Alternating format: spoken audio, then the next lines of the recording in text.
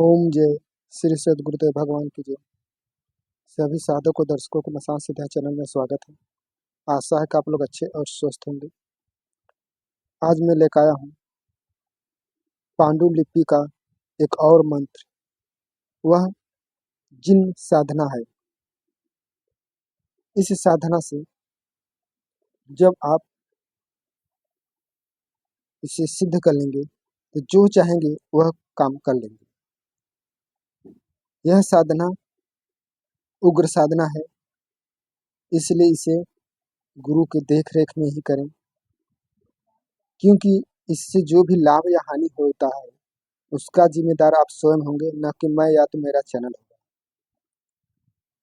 इस साधना को करने के लिए आपको अमावस्या की रात को कब्रिस्तान या एकांत स्थान में करना होता है। एकांत स्थान जैसे कहीं जंगल हो, या तो ऐसा स्थान हो जहाँ कोई आता जाता ना हो, या तो फिर आप कब्रिस्तान में यह साधना कर सकते हैं। इस साधना को करने के लिए सबसे पहले आपको कुछ सामग्री की आवश्यकता होगी, जो आपको उस रात साथ में ले जाना है। आपको 2 गुलाब का फूल, 2 अगरबत्ती, एक अच्छा वाला सेंट, लोहबान, धूप अगरबत्ती ले जाना है।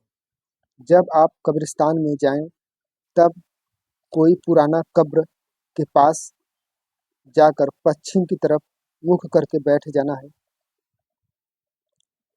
और एक सुरक्षा घेरा बना लेना है। सुरक्षा घेरा के अंदर ही आपको बैठना है। सभी सामग्री को सुरक्षा घेरा के बाहर रखना है। पहले अगरबत्ती जला देना है, धूप अगरबत्ती जला दें, सेंट का ढक्कन खोल दें और संभव हो तो घर से आग जलाकर ले जाएं, या तो उसी जगह पर आग जलाकर लोहबान उसी पर रख कर जला दें। यानी आग जलाकर जब जल जाए तो उस पर लोहबान पूरा रख दें, वो भी जलने लगे। तब आपको इस सुरक्षा घेरे में बैठकर इस मंत्र को आपको जाप शुरू कर देना है।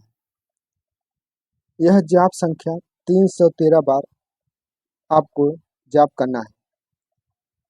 जब आप इस मंत्र को जापना शुरू कर देंगे तो आपको बहुत सी आवाज़ें सुनाई देंगी। अनेकों प्रकार की भयानक से भयानक आवाज़ें, डरावनी आवाज़ें। ऐसा लगेगा कि जैसे हमारे आसपास कोई आ रहा है, या तो मारने आ रहा है या कुछ भी करने आ रहा है। तो आप डरें न। यहाँ तक कि आपको परछाइयाँ भी बड़ी बड़ी दिखाई देंगी, जिससे आप डरें न। बस अपने सुरक्षा घेरा में रहें और बाहर न जाएं और अपना यह काम करते रहें। और जब आप 313 बार जाप पूरा कर लेंगे तब आपके सामने एक विशालकाय जिन प्रकट होगा। उसी समय गुलाब का फूल जो है वह घेरा के अंदर ही रखना है, उसे बाहर नहीं रखना है शुरू से ही। और उसी फूल को लेकर चढ़ाकर आप उसे प्रणाम करें और घेरे के अंदर से ही जो भी करना है, बात करना है, घेरे के अंदर ही बात करें। बात करने के बाद उससे वचन ले लें, वह भी आपसे वचन लेगा। वचन ऐसा लें जिससे वह आप वचन पूरा कर लें। 3 वचन लें। एक बार कहेगा तो अगर वो समझ ले हाँ ये वचन ठीक है तब तो ले, नहीं तो नहीं दूसरा बताइए तो दूसरा बताएगा। अगर वो भी नहीं ठीक है तो तीसरा कहिए, अगर तीसरा ठीक है तो वो ले लीजिए। ठीक, आप लोग दोनों लोग अपने अपने वचन पर कायम रहेंगे और उससे फिर सरल से सरल विधि पूछना है कि हम आपको कैसे बुलाएं। यानी कि सरल विधि पूछ लेना उस जिन को बुलाने के लिए।